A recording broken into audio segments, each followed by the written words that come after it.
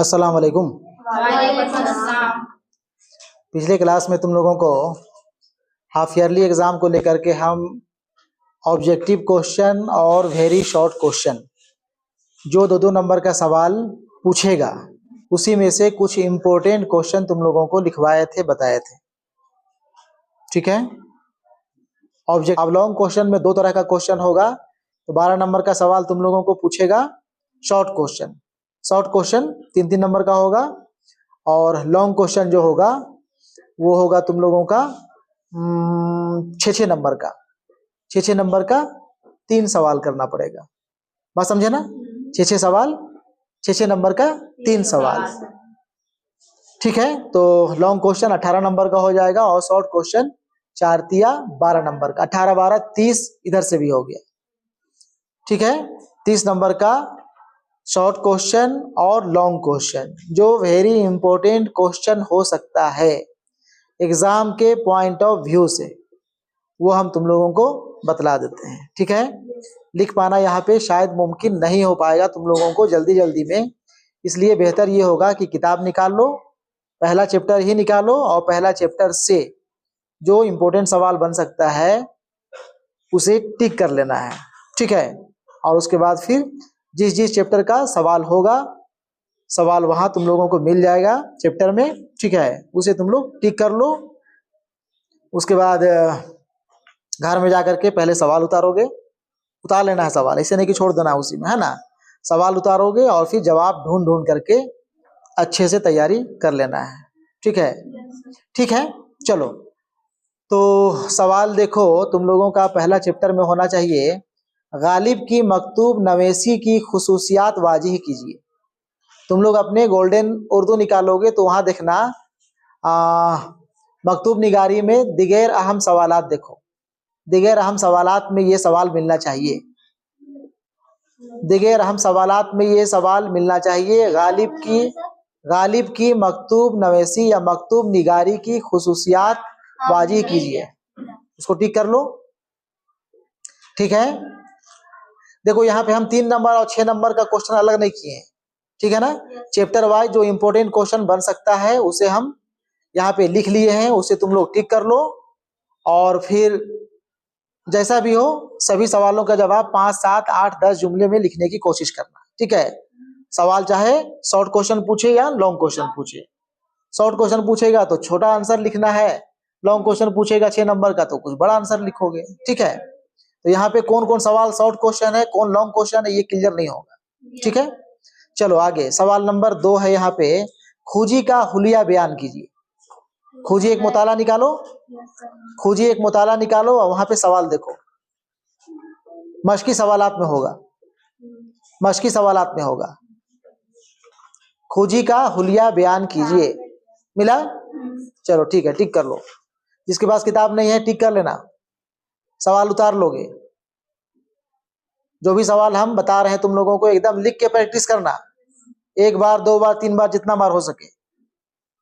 सवाल का जवाब हम जान रहे हैं, उससे जवाब लिखाएगा नहीं इम्तिहान में जब तक लिख के प्रैक्टिस नहीं करोगे। ठीक है ना। सवाल नंबर 3, उमराव जान अदा के किरदार पर रोशनी डालिए। उमराव जान अदा तनकीदी मजमून के तौर पे तुम लोगों को पढ़ना है। उमराव जान अदा के किरदार पर रोशनी डालिए। है? मिल गया? ठीक है। इसके बाद सवाल नंबर 4, मुख्तसर अफसाना की तारीफ लिखें, इसके आगाज व इर्तिका पर भी रोशनी डालें। ये सवाल हो सकता है तुम लोगों को वहां ना मिले, लेकिन अफसाना पढ़े हो, पढ़ते आ रहे हो, क्लास 9वीं से ही पढ़े हो। अफसाना की तारीफ, अफसाना कहते किसे हैं, अफसाना का आगाज व इर्तिका। ठीक है। अफसाना निगार कौन कौन मशहूर हुए हैं, जो भी है अफसाना के बारे में 8-10 जुमला लिखने की कोशिश करना। ठीक है। अफसाना के बारे में शॉर्ट में लिख सकते हो, अफसाना के बारे में अगर लिखना हो, समझना हो तो शॉर्ट में ये तुम लोग कर लो। अफसाना के बारे में 8-10 जुमला लिखना है। ठीक है। सवाल नंबर 5 है, अफसाना फोटोग्राफर के किरदार, फोटोग्राफर पर रोशनी डालिए।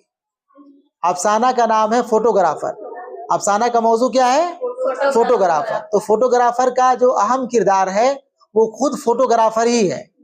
ठीक है ना, उसके किरदार पर रोशनी डालना है। मिल गया? ठीक है। इसके बाद सवाल नंबर 6। सवाल नंबर 6 है, बजूका किसे कहते हैं? अफसाना निगार सुरेंद्र प्रकाश ने इसके जरिए क्या पैगाम दिया है? ठीक है ना। बजूका किसे कहते हैं? बजूका कुछ लोग बिजूका कहते हैं। बिजूका किसे कहते हैं? अफसाना निगार सुरेंद्र प्रकाश ने इसके जरिए क्या पैगाम दिया है? मिल गया? अफसाना बिजूका से है। सवाल नंबर 7, इकबाल मजीद का अफसाना सुकून की नींद के हवाले से बताएं कि लोगों पर नींद के इंजेक्शन का क्या असर हुआ। हो सकता है सवाल हूबहू ना मिले, लेकिन सवाल मशकी सवाल देखो ध्यान से, ये सवाल होगा, इकबाल मजीद का अफसाना सुकून की नींद के हवाले से बताएं। चैप्टर सुकून की नींद है और वहां पे सवाल होगा लोगों पर नींद के इंजेक्शन का क्या असर हुआ है सवाल।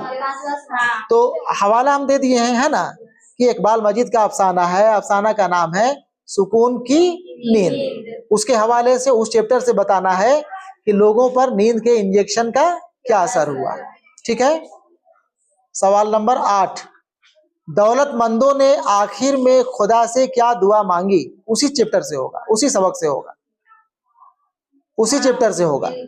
दौलतमंदों ने आखिर में खुदा से क्या दुआ मांगी? ठीक है। सवाल नंबर 9, गजल की तारीफ बयान कीजिए, कम से कम 10 जुमले, 10 जुमला लिखना है गजल के बारे में। जिस तरह से तुम लोग अफसाना के बारे में लिखोगे, वैसे ही गजल के बारे में तुम लोगों को 10 जुमला लिखना है। जो भी अहम जुमला होगा, या गजल कहते किसे हैं, गजल के मानी क्या होते हैं, गजल का पहला शेर, आखिरी शेर, सबसे अच्छा शेर, है ना, गजल के कौन कौन से शायर हुए हैं, कौन मशहूर शायर हुए हैं, जो भी है गजल के बारे में, है ना, गजल की शुरुआत कब हुई, गजल कैसे कैसे आगे बढ़ी, तो ये 8-10 जुमला गजल के बारे में लिख लेना है। ठीक है। सवाल नंबर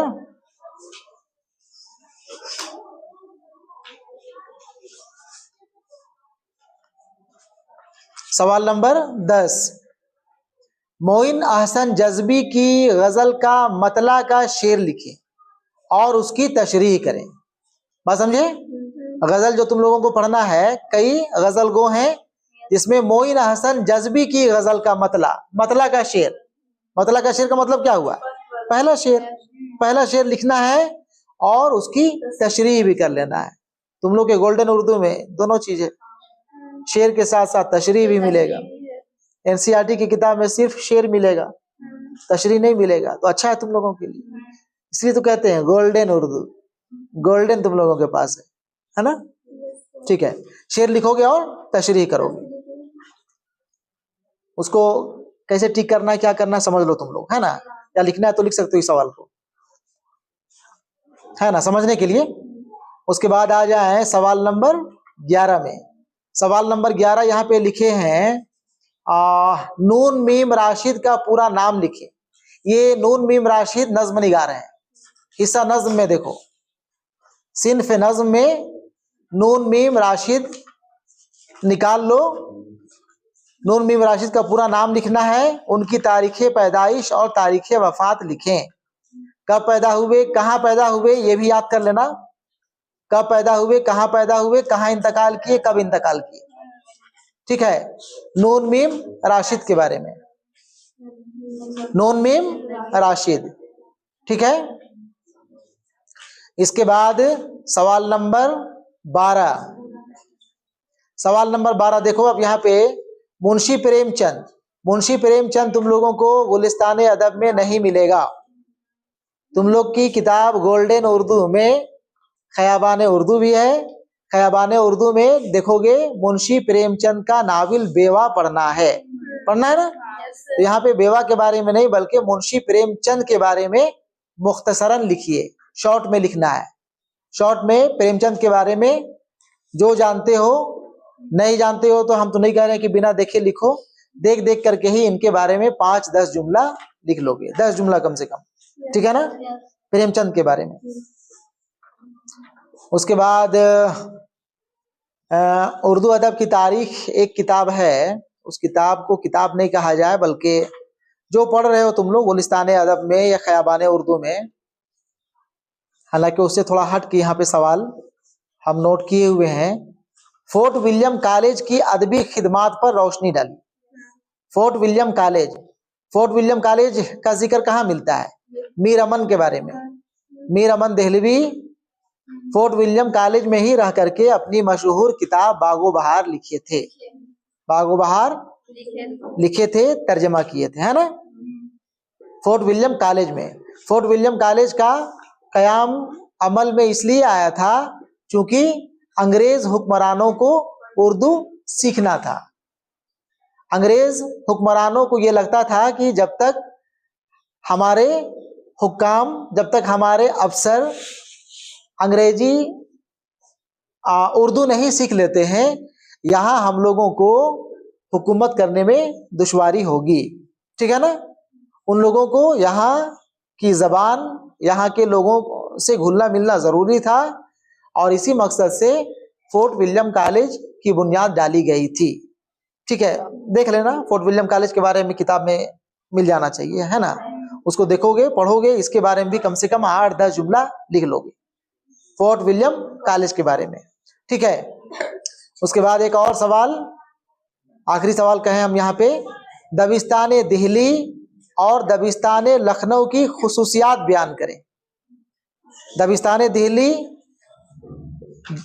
दबिस्तान दिल्ली, दिल्ली स्कूल, अब स्कूल को मतलब स्कूल ही नहीं बल्कि दिल्ली, दो बड़े दबिस्तान थे उस जमाने में, दबिस्तान दिल्ली और दबिस्तान लखनऊ। दबिस्तान दिल्ली से जुड़े हुए कई शोरा और उदबा थे जिनका सोच एक तरह का था। दबिस्तान दिल्ली वालों का सोच फिक्र एक तरह की थी और लखनऊ वाले, लखनऊ से जो मुतासिर थे, लखनऊ की तहजीब से, लखनऊ की जबान से, लखनऊ वालों से, लखनऊ के कल्चर से, उन लोगों का सोच कुछ अलग था। तो दिल्ली से मुतासिर कौन कौन से शायर हुए, कौन कौन से अदीब हुए, लखनऊ से मुतासिर, लखनऊ से प्यार करने वाले कौन कौन से शायर, कौन कौन से अदीब थे, और दोनों में क्या फर्क था, क्या फर्क है कहो दबिस्तान दिल्ली और दबिस्तान लखनऊ में, उसके बारे में मुख्तसरन लिखना है। ठीक है, ये भी मिल जाएगा तुम लोगों को गोल्डन उर्दू में। सारा मवाद एक ही जगह है, सारा मवाद एक ही जगह, देख लो गोल्डन उर्दू उलट पलट करके मिल जाएगा। ठीक है ना, गोल्डन उर्दू में सब है, नहीं है सो बात ही नहीं। बात समझ गया ना? तो यही कुछ इंपॉर्टेंट सवाल थे। यहाँ पे सीरियल नंबर 14 तक आ गया। सभी सवाल का जवाब लगभग तुम लोग को 5 जुमले से लेकर के 10 जुमले तक में लिखना है। ठीक है, कुछ शॉर्ट क्वेश्चन में आ सकता है, कुछ लॉन्ग क्वेश्चन में आ सकता है, लेकिन सवाल मैक्सिमम चांसेज है यहीं से पूछेगा। इतना तैयारी कर लो कि जबरदस्त तैयारी हो जाएगी, ना ही सिर्फ हाफ ईयरली एग्जाम के लिए बल्कि फाइनल एग्जाम में भी खूब काम आएगा ये। ठीक है, लेकिन अभी हम हाफ ईयरली एग्जाम को फोकस किए हैं। हाफ ईयरली एग्जाम के लिए कम से कम इतना तो जरूर पढ़ोगे। ठीक है, ठीक है, इतना ही रखें आज। और कल के बाद स्कूल बंद है 3 दिन। ठीक है ना, कल के बाद 3 दिन स्कूल बंद है, शनिचर एक दिन खुला है, फिर इतवार को बंद है। देख लेना, स्कूल तो भाई हम लोग नहीं कहेंगे कि मत आना, लेकिन कितना लोग आते हो बीच में एक दिन स्कूल खुलने से, वो हम लोग को पता है ना, तो देख लेना, है ना। और 4-5 दिन के बाद जब स्कूल आओगे तो हम चाहेंगे कि तुम लोग जो भी क्वेश्चन अभी तुम लोग नोट किए हो, टिक किए हो, ये सभी सवाल का जवाब लिख करके हमको दिखाओगे। ठीक है, जो कमी बेसी होगी उसे हम ठीक ठाक कर देंगे, करा देंगे, है ना। ठीक है।